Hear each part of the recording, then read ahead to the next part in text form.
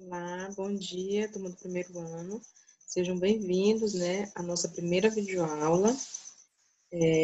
Como foi falado semana passada, essa semana nós teremos apenas videoaula, tá bom? Não teremos videochamada.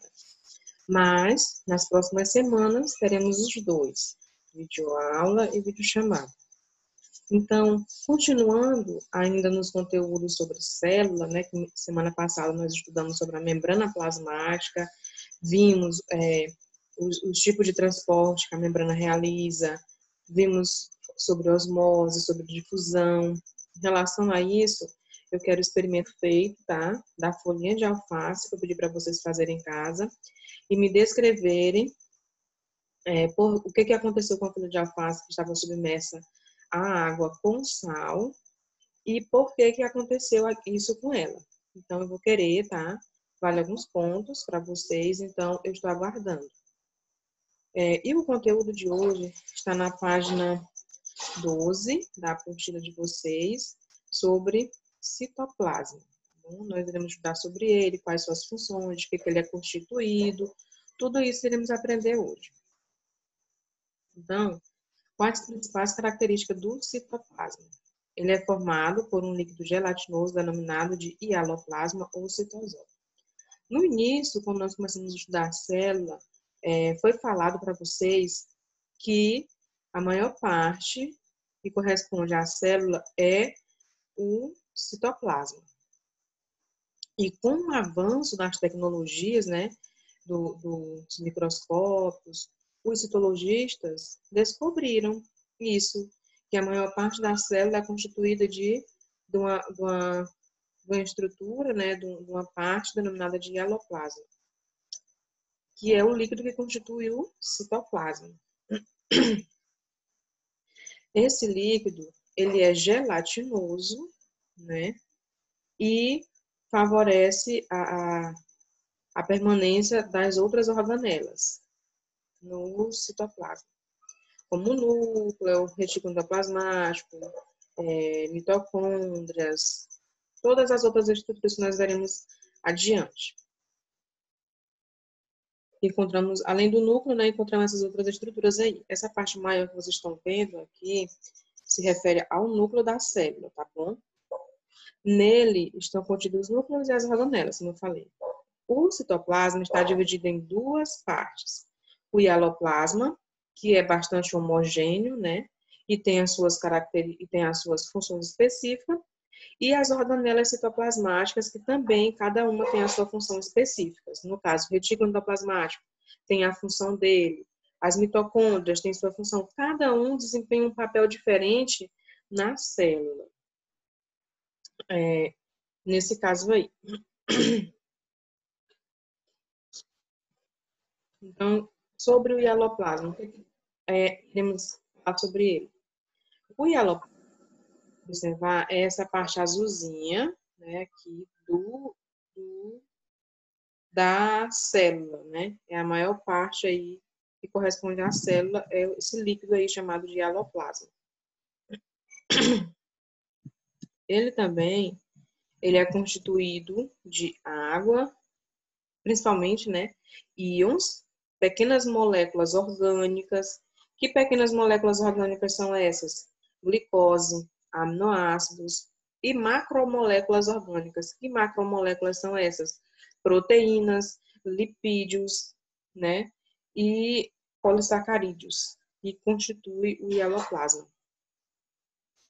Assim, conforme a quantidade de água que o hialoplasma apresenta, ele pode ser em dois estados. Estado de sol, que apresenta consistência fluida, estado de gel, que apresenta uma consistência mais viscosa. Então, ele pode ser desses dois tipos, No estado gel, ele é mais consistente, mais viscoso, mais gelatinoso. E no estado sol, ele já é mais fluido, mais líquido, realmente. E o citoesqueleto, tem também aqui como característica. Às vezes vocês perguntam, professora, mas uma célula não tem esqueleto, porque não dá para a gente ver aí. Realmente, célula não tem esqueleto. Mas ela, já que ela desempenha, né, uma função igual ao ser humano, ela deveria ter. Só que ela não tem um esqueleto, né, mas ela tem um citoesqueleto. O que é esse citoesqueleto? É a denominação dada à estrutura das células eucariontes que atuam na manutenção da forma e organização das organelas. Então, ela tem esses microfilamentos aí. Observe que no caso aqui é para dar sustentação para a célula. Então, a gente chama de citoesqueleto, tá? Cito de citologia, esqueleto de esqueleto. Então, aqui temos ó, a membrana plasmática, na parte superior. Aqui, de vermelho, aqui, abaixo desse vermelho, né, nós temos o retículo endoplasmático, que é o vermelho, na verdade. E aqui temos macrotúbulos, que é esse azul aqui, tipo forma de cano.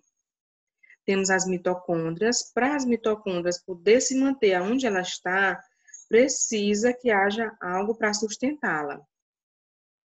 Aqui temos os ribossomos, né? E os microfilamentos e filamentos aqui.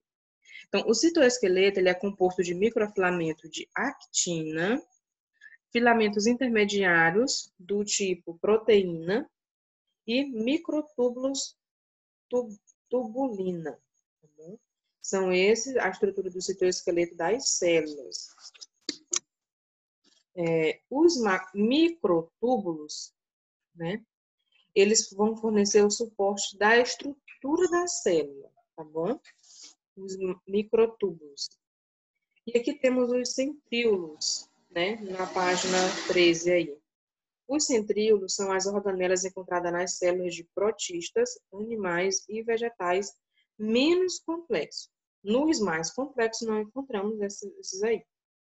Os centríolos são formados por 9 grupos de 3 microtúbulos. Aqui, ó. 1, 2, 3, 4, 5, 6, 7, 8, 9 microtúbulos, né? Formam, 9 grupos formam os centríolos. E cada grupo desse tem 3 microtúbulos, tá? Células procariontes não têm centríolos. Por quê? Porque eu acabei de falar, porque elas são mais complexas. Os centríolos vão atuar na separação das células. Aqui tem, olha, uma imagem, né, um esquemazinho, onde mostra os centríolos realizando a divisão, né, dos cromossomos, tá bom? Então, aqui, ó, dividindo o cromossomo aqui, né? Então, o microtúbulo polar, dividindo os cromossomos e também para separar as células, tá? Por isso que eles são importantes.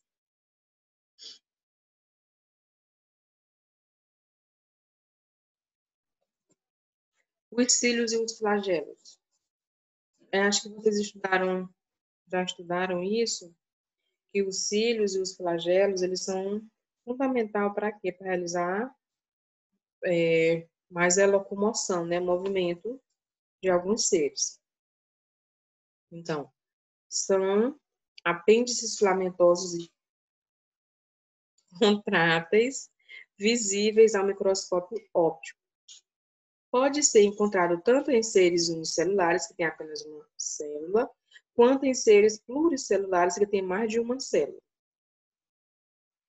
A locomoção é a função dele, né? Para auxiliar na locomoção da célula ou no organismo em meio líquido. Aqui temos 2 exemplares, né? Que tem essas estruturas. No caso aqui, o primeiro tem o flagelo e a segunda tem os cílios. Esse segundo exemplar aqui é um paramécio, tá bom? Observem os cílios, olha a diferença. Os cílios, eles são mais curtos, tá bom? Olha, são mais curtos. E já os flagelos são mais longos, observem. Tá bom? Então, o movimento de líquidos e partículas na superfície de células fixas é como se fosse comparado com as brânquias dos animais aquáticos, né? As vias aéreas de animais e o oviduto de mamíferos são recobertos por cílios. Então, é comparado com as brânquias, né, dos peixes os animais aquáticos que tem, não só os peixes que têm brânquias, e também de vias aéreas de animais, né? Que vias aéreas são essas? Aí tem algumas vias, né, de entrada, com nariz, boca, nariz, na verdade, boca não, né, gente? Então, é aí que acontece a presença desses cílios também. Aí aqui, uma estrutura dos cílios e do flagelo, né? Eles são formados por 3 estruturas básicas, que é a arte, que é a parte inicial, o corpo basal e a raiz. Aí veja só que esse aqui foi um corte feito dessa outra estrutura, tá? Então é a mesma, só que aqui está mais ampliado. Então aqui eu tenho o corpo basal, aqui eu tenho a raiz, aqui eu tenho a membrana plasmática e aqui eu tenho as pequenas estruturas, né? Os microtúbulos, tá bom? Tem o microtúbulo central, que representa a parte central, né, dos microtúbulos, que é essa partezinha que está aí no meio. Então, é isso. Essa é a estrutura dos cílios e dos flagelos, tá bom? Então, tem uma atividade agora, na página 15, 16 e 17, para vocês responderem, me enviarem até a próxima quarta-feira. Ok, gente? Quarta-feira não, até a próxima terça, né, na verdade. Então, é isso. Finalizamos aqui. Agradeço aí a compreensão de vocês, né? Uma boa aula para vocês, uma boa videoaula, né? Uma boa realização de atividades. E não esqueçam de me mandar o experimento lá que nós propomos na aula passada, tá bom?